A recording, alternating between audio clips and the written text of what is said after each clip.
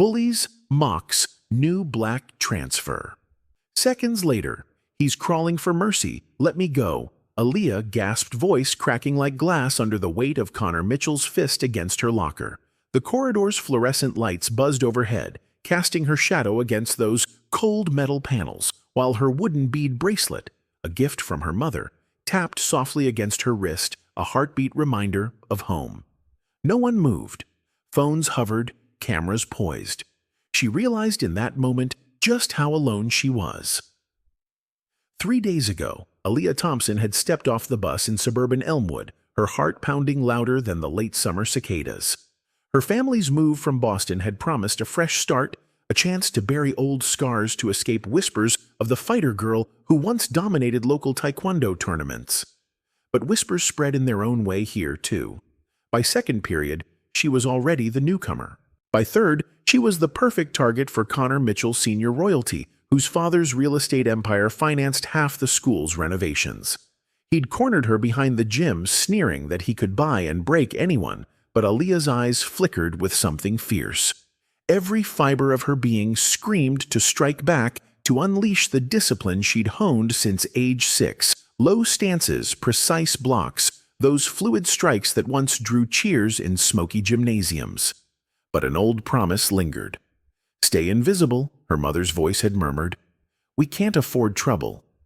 The bracelet's smooth wooden beads whispered memories of late-night forms, practice of ribbons and trophies, reminders that strength came from patience, from choosing when to unleash power. Connor's friends laughed, a chorus of entitlement that rattled her resolve. One shoved her harder. Metal lockers rattled like distant thunder. Aaliyah's breath hitched. Every instinct told her to fight, yet every worry about her mother's sacrifices held her back. The world here already saw her as an outsider, black and proud in the hallways where privilege wore a Nike swoosh and designer backpacks gleamed under the lights. What would they think if she fought back? Would she become the villain they expected, that angry girl who just couldn't stay in her lane? She closed her eyes, bracing against the wall the bracelet. A spark of something new ignited in her chest, not fear, but resolve.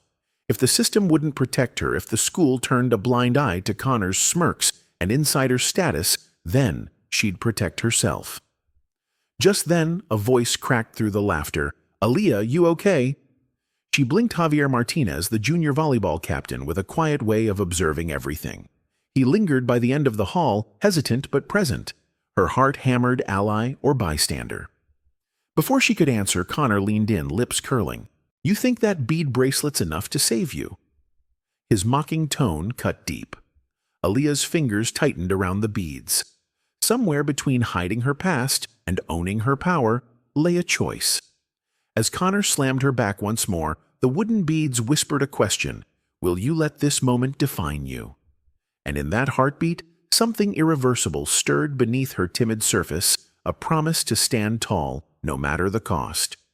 She drew in a steady breath, ready to reply. But before her voice could find its strength, the locker doors behind them creaked ominously. "Your phone just went viral," Javier hissed, voice low enough that only Aaliyah could hear it over the rattling lockers. Her heart slammed against her ribs as she stared down at the screen. Hundreds of views in under 60 seconds, the video of her pinned against the cold metal now spreading through every social feed at Elmwood High. The wooden beads of her bracelet, smooth and reassuring under her fingers, might as well have been the only solid thing in that chaotic moment.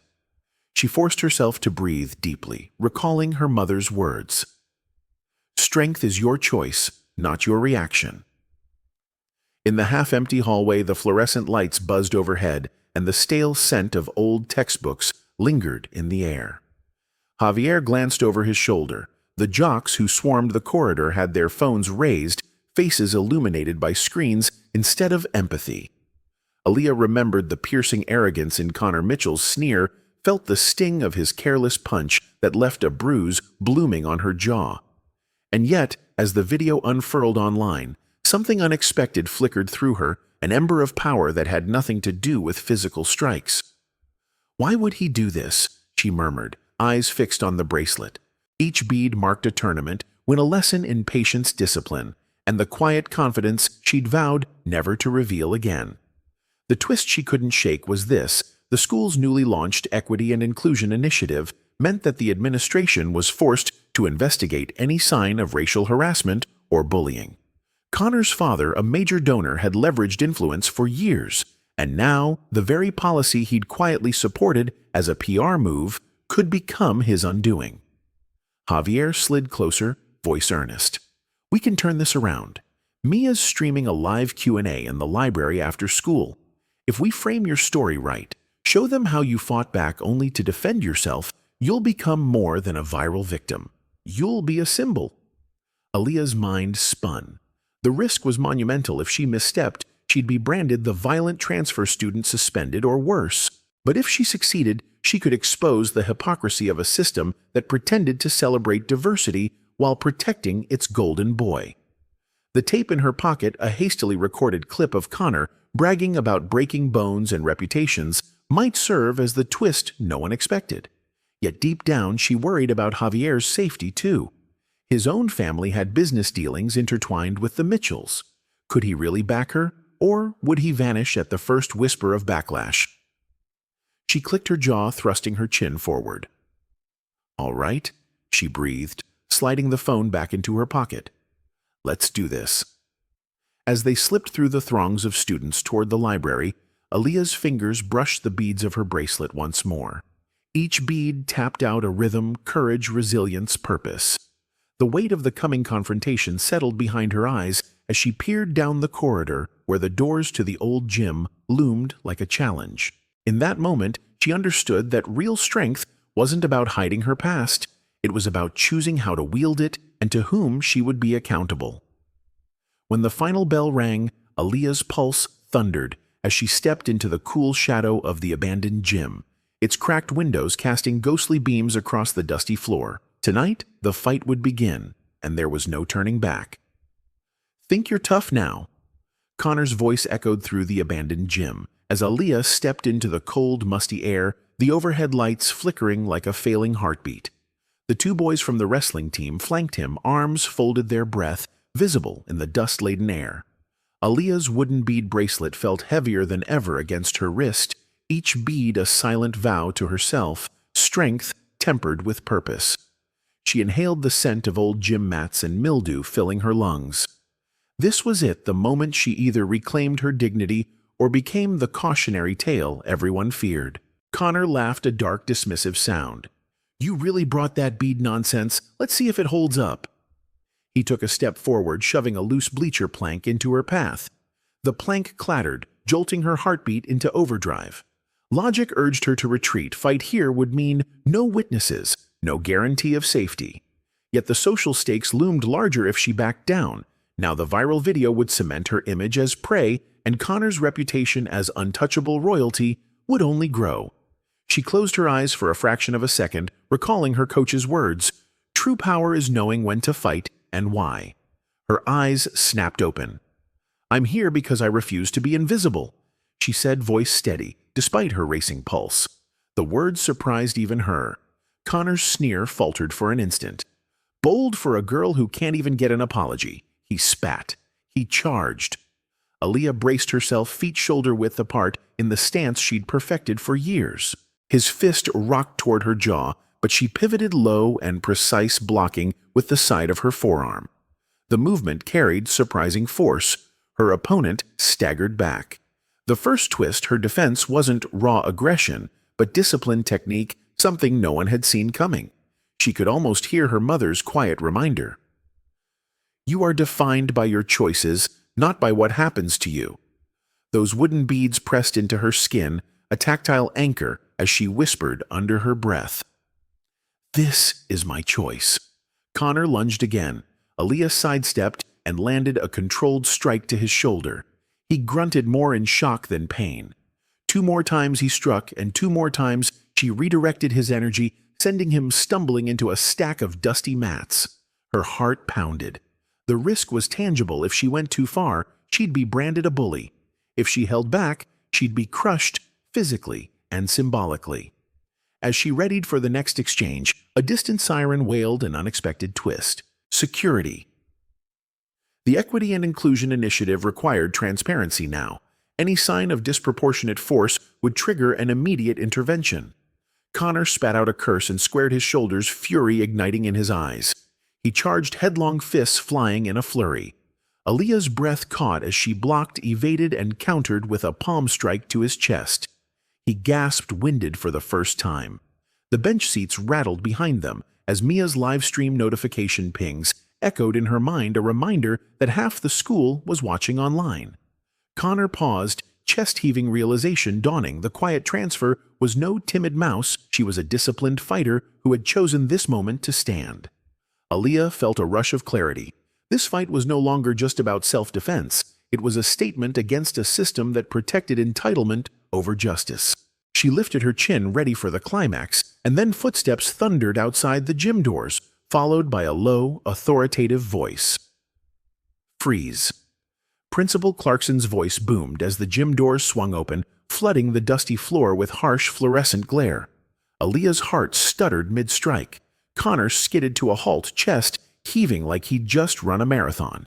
Two campus officers filed in beside Clarkson and Miss Sanders, their radios crackling with commands to secure the scene.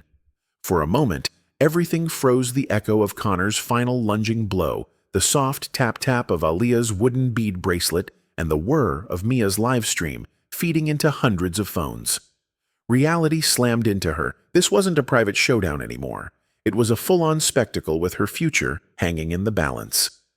Connor straightened his bloodied jacket, smearing dust and sweat across its pristine fabric. "She attacked me first," he spat, voice trembling with a blend of rage and fear. Miss Sanders raised a hand, silencing him. "That's enough," she said quietly to the officers.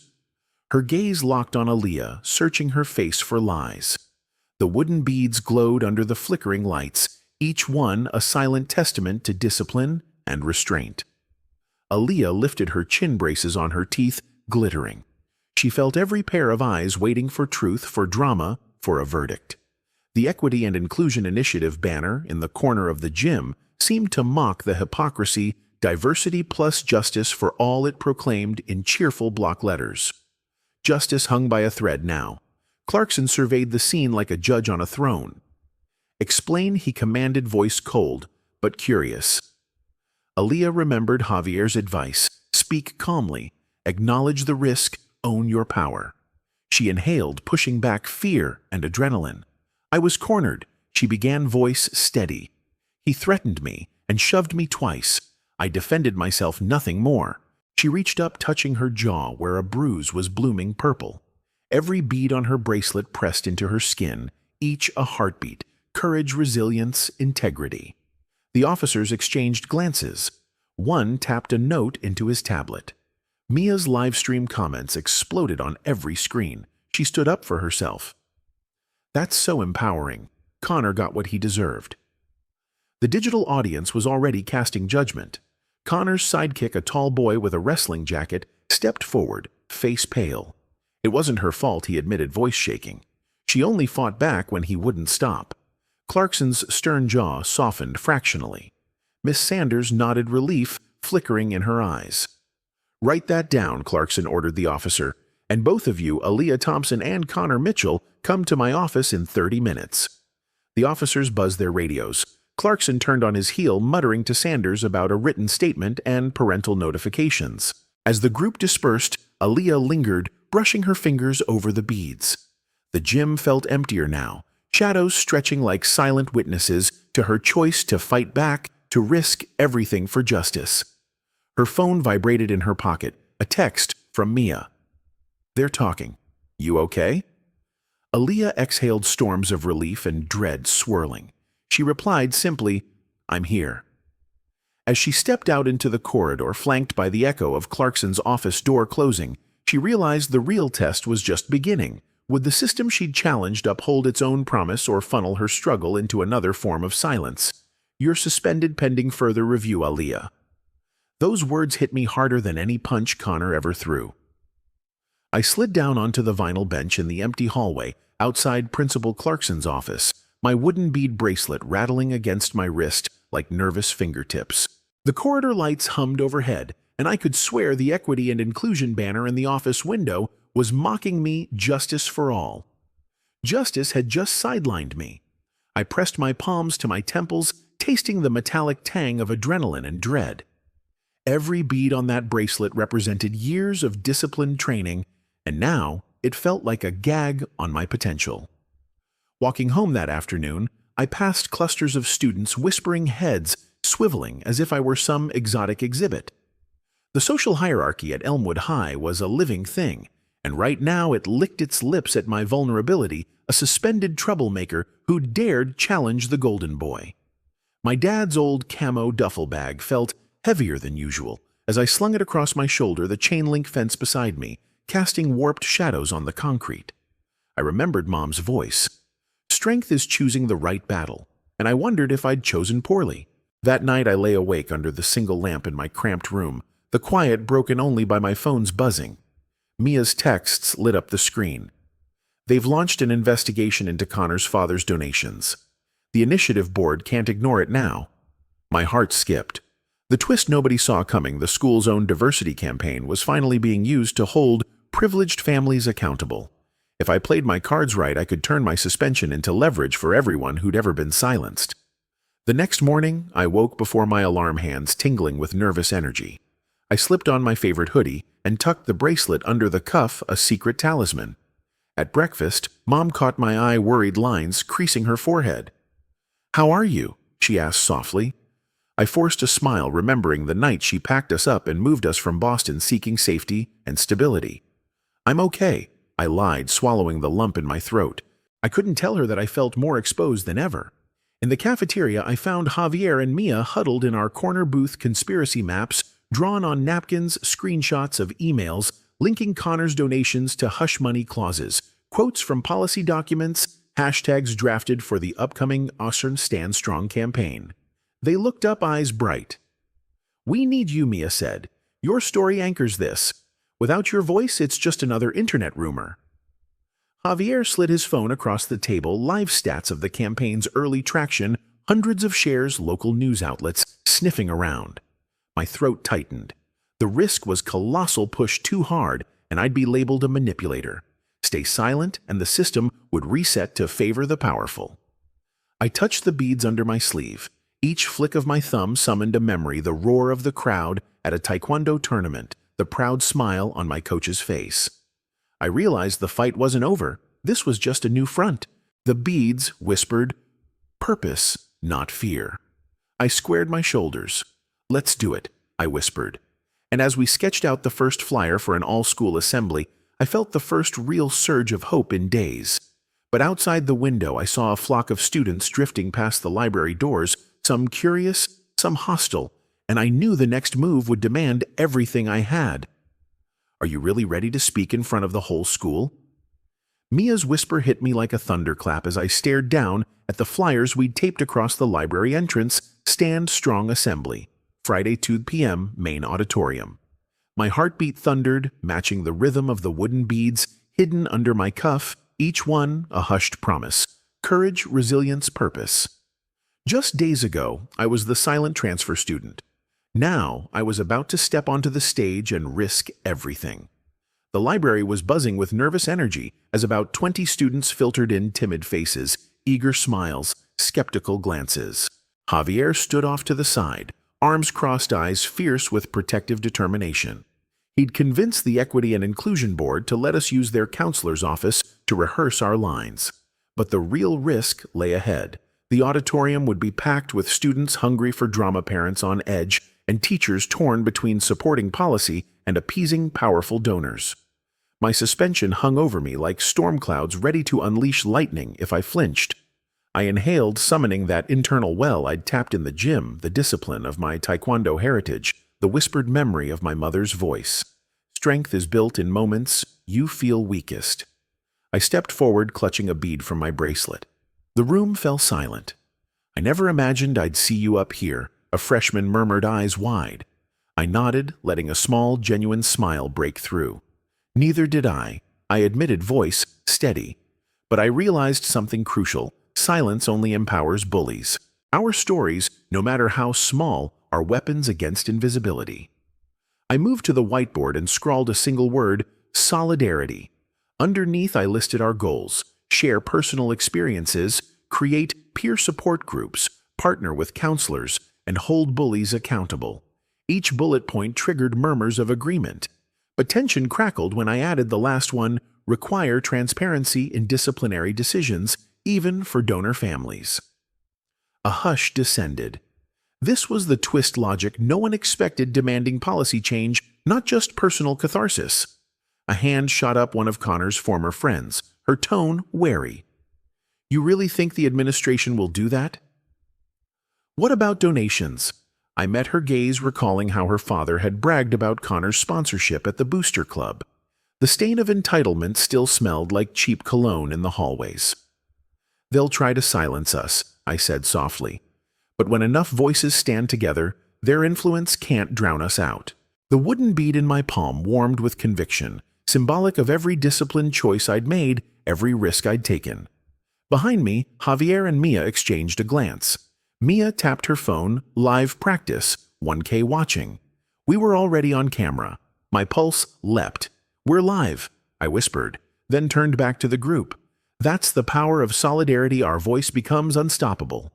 I closed my eyes for a brief moment, picturing the auditorium doors swinging open, the equity and inclusion banner looming overhead, and hundreds of faces waiting. The bracelet's beads pressed into my skin, as if to remind me, once you choose to stand, you can never go back. I opened my eyes, cleared my throat, and stepped away from the whiteboard. "Let's run the speech," I said. As Mia hit record, my voice echoed through the library, steadier than I expected. But just as I found my rhythm, the library doors clacked open, and a group of furious parents, their whispers seething about defaming good families, spilled inside. My stomach dropped. The real test wasn't the stage, but facing the backlash head-on. "Get your hands off my counselor." Aaliyah's voice cut through the chaos like a knife as two furious parents lunged toward Javier and me in the crowded library. Their faces were red with indignation, voices spilling accusations about smearing good families and defaming our children. My bracelet's wooden beads felt like anchors against my skin, each one a heartbeat, reminding me of every disciplined choice that led me here. I squared my shoulders, wiped a bead between my thumb and forefinger, and breathed in a quiet vow. This moment would define us, not them. Just minutes earlier, the library had been a haven of tentative hope. Now it was a battleground of entitlement versus equity. Parents clustered at the entrance, murmuring about pulling donations if the initiative went too far. The news crew's cameras hovered in the corner, red lights flickering. The equity and inclusion banner on the wall trembled as if mocking us, justice for all. But justice felt like a fragile snow globe, beautiful until shaken, threatening to shatter at the slightest tremor. I took a step forward. "You say you support this school," I said, voice low but steady, "yet you threaten to bankroll silence rather than listen." The library fell into stunned quiet. I remembered the twist Javier uncovered last night, emails proving that Connor's father had secretly bundled donations contingent on hush agreements. If we exposed that clause at the assembly today, it would force full transparency or watch the program crumble under its own hypocrisy. A father snarled, "How dare you expose private agreements?" I met his glare without blinking. "Because privacy shouldn't be a weapon against accountability. You sent your children here to learn responsibility, not entitlement." One by one, the parents murmured among themselves. Javier slipped me a phone showing the campaign's live view count. Tens of thousands already watching our rehearsal. The stakes were higher than ever. One wrong line, one moment of doubt, and we'd become the villains in our own story. I glanced at Mia, who gave me a firm nod. Then I turned back to the crowd. Our goal isn't to punish a single family. I continued, each word crystallizing like snowflakes in winter, but to create a community where every student, regardless of race, wealth, or last name, can feel safe to stand up, be heard, and belong. My finale hung in the air, powerful but untested. The parents' faces shifted, some with grudging respect, others with fury still smoldering. Just then, Principal Clarkson burst in, cheeks flushed, clutching a sheaf of emails. "That's enough," he barked, voice echoing off the shelves. The library doors slammed behind him, snapping, the tension taut as a wire. He turned to the parents holding up the documents. Their hush money claws lay bare for all to see. A hushed gasp rippled through the room. I felt my pulse race victory and peril waltzing on the edge of a blade. Clarkson's next words would determine whether we'd shattered the illusion of justice for all or been crushed by the very system we sought to change. And in that pregnant pause, I realized the real battle was just beginning. Today, we rewrite the rules, I whispered to myself, as Principal Clarkson cleared his throat and stepped forward, the hush in the auditorium thick enough to taste. Rows of students' parents and faculty sat riveted. The anti-bullying banners swayed behind me like silent witnesses. My wooden bead bracelet pulsed against my skin, each bead a memory of every choice I'd made, each one whispering, "This is your moment." Mia's camera light blinked in the corner, and Javier stood just off stage, eyes burning with solidarity. I inhaled, letting the weight of every risk settle into purpose. Connor Mitchell's father, seated in the front row, glanced sideways at the trustee board members behind him. Their expressions were unreadable beneath the glare of stage lights. I could almost see the tangled lines of power donations, hush money clauses, the old guard afraid of losing control. And here I was, a suspended transfer student, calibrating my next words to strike precisely at that imbalance. I stepped to the microphone and summoned the calm I'd cultivated over years of Taekwondo training, disciplined, breathing, focused, eyes-centered stance. "Good afternoon," I began, voice steady, but carrying in the hushed hall. "My name is Aaliyah Thompson, and I stand here not just for myself, but for every student who has ever felt invisible." I paused, scanning the faces, some skeptical, others nodding. "Today we demand transparency and accountability. We ask that every disciplinary decision, regardless of donor status, be made public within 72 hours. We ask for a peer support council where survivors of bullying can lead solutions. We ask the district to protect students, not reputations." A ripple of applause rose, then stilled as I reached the climax. But most of all, I continued, voice rising. "We ask you to believe in our voices." I lifted my wrist, letting the wooden beads catch the light. "This bracelet is more than a keepsake from my mother. It's a symbol of purpose, discipline, and unbreakable resolve. If you break us, once we will rebuild. If you silence one, we will amplify 1,000 voices." The beads shimmered like talismans at the microphone's base. A hush fell again, heavy with possibility. At that moment, Clarkson's phone buzzed. He glanced down, then up at the trustees, and their solemn nod gave me the opening. "Your proposal is accepted," he announced, voice resonant. Murmurs erupted, relief, disbelief, hope. Connor's father sat stiffly, color draining from his face as the board formally pledged to adopt our demands. Students leapt to their feet. Even some of Connor's friends clapped, their expressions shifting from fear to awe.